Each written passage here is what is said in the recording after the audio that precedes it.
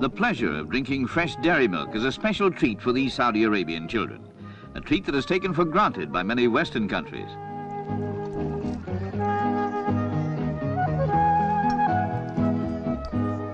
For the climate of this oil-rich kingdom is harsh and testing, the land dry and barren.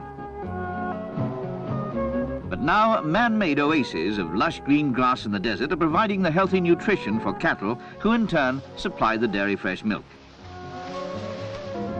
The mass-stock method of integrated farming was developed in a country famed for the quality of its dairy products, the Republic of Ireland. This new concept in food production is exported to countries not endowed with the lush green grass and steady rainfall of Ireland.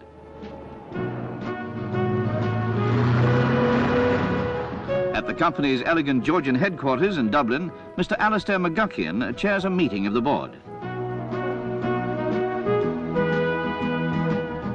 Like most great ideas, this one is simple: to convert industrial techniques to the production and supply of food.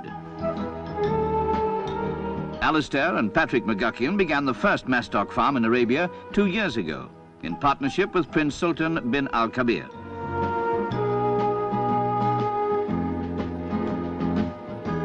The success of this first venture was recognized at once by His Royal Highness, and soon 6 mass-stock establishments were created in the kingdom. One of them owned jointly with His Majesty, King Khalid. The development of the farms called for pioneering work in one of the most arid and barren desert regions of the world. Like a beautiful emerald, a mass-stock farm is a lush eye of green, surrounded by brown desert wastes.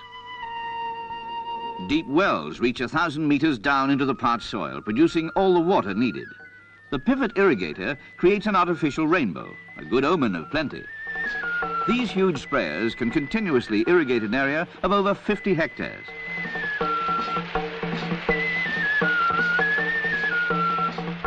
Slurry is recycled from the cattle houses. Combined with selected fertilizers, the slurry converts the once barren and fruitless desert soil into fertile farmland. Record crops of grass and barley can be grown, up to 4 times the norm of European farms.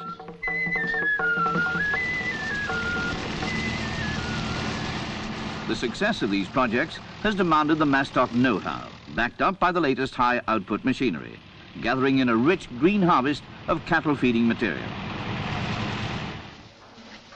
The cattle houses, specially designed and ventilated, are an important part of the overall plan. Here, these fine, healthy animals are fed with freshly harvested fodder, which incidentally, through the recycled slurry, the cattle themselves have helped to produce. To date, 1,600 Frisians have been flown out to stock the farms. Within 2 years, this population will increase to 6,000 head. Calves are bred by artificial insemination, thus ensuring the quality and continued high output. Hygiene at the Al-Kharj farm is typical of routine at all units. Milk yields have been impressive. Present production from the mass-stock Saudi farms is about 9 million litres, soon to increase to 30 million.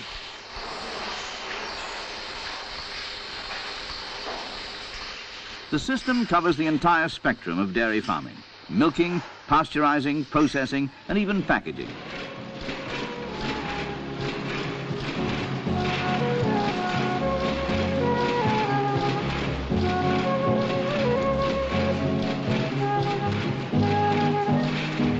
Cartoned and sealed, the milk is crated. Within 12 hours, the green and white packs carried in refrigerated trucks reach the consumer. Until Ireland's mass-stock system of integrated farming was introduced to Saudi Arabia, milk came from sheep, camels and goats, unprocessed and therefore carrying an ever-present hazard to health. What has happened in Saudi Arabia can take place also in any country throughout the world where natural barriers inhibit agriculture.